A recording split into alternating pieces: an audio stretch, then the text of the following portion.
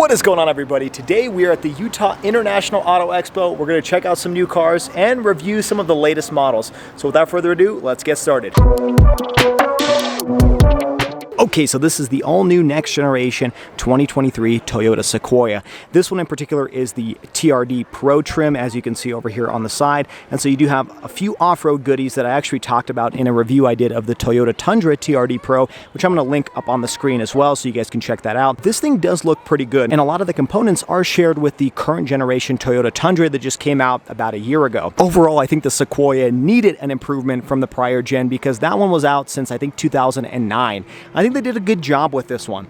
Pricing for the Sequoia starts at $58,365, and it's really not bad when you start considering all the features that come on this vehicle. There's only one engine option on this, and that is the iForce Max 3.5 liter twin turbo V6 hybrid. What's interesting about this engine is you have the hybrid powertrain running in parallel with the internal combustion engine, and that produces a whopping 437 horsepower and 583 pound-feet of torque. So you get over 400 horsepower in a standard 3-row Sequoia. That's pretty impressive because not all of the competition offer that much horsepower with 3-row capabilities in a vehicle of this size. The vehicle is able to achieve that because the electric motor alone offers 48 horsepower on top of the internal combustion engine. So it's kind of a good medley of EV and internal combustion working in unison to provide even more power and greater fuel economy. And let's talk about fuel economy. You get 21 in the city and 24 on the highway for a combined 22, which is really impressive for a vehicle of this size. It's a behemoth, and that is all paired to a 10-speed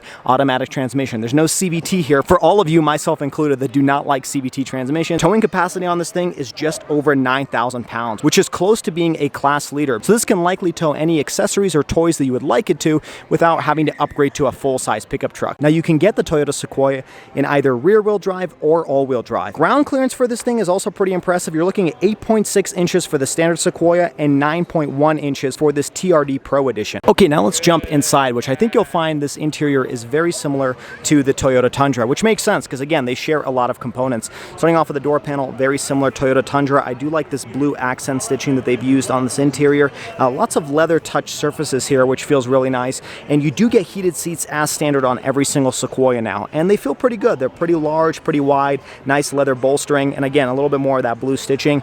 Now, climbing inside, let me show you what that looks like. You do have an all-digital 12.3-inch display as standard, which is really nice to have on a vehicle of this price point. Coming over here on the center display, there's two options. You can get an 8-inch or this upgraded 14-inch multimedia display. That is huge.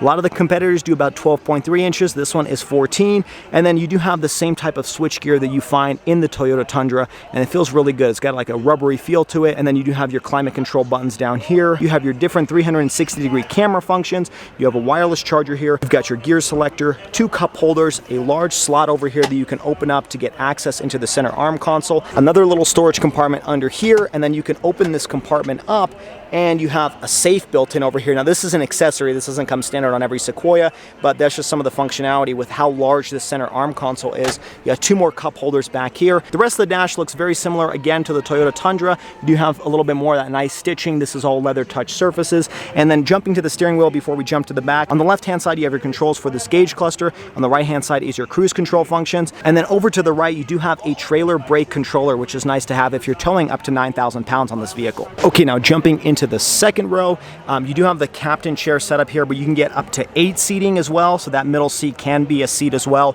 if you need a little bit more of that cargo capacity. You do have a little sunshade over here for the second row to block some of the sunlight, giving it kind of a luxurious feel. Again, a little bit more of that soft touch material. Feels really nice here in the second row.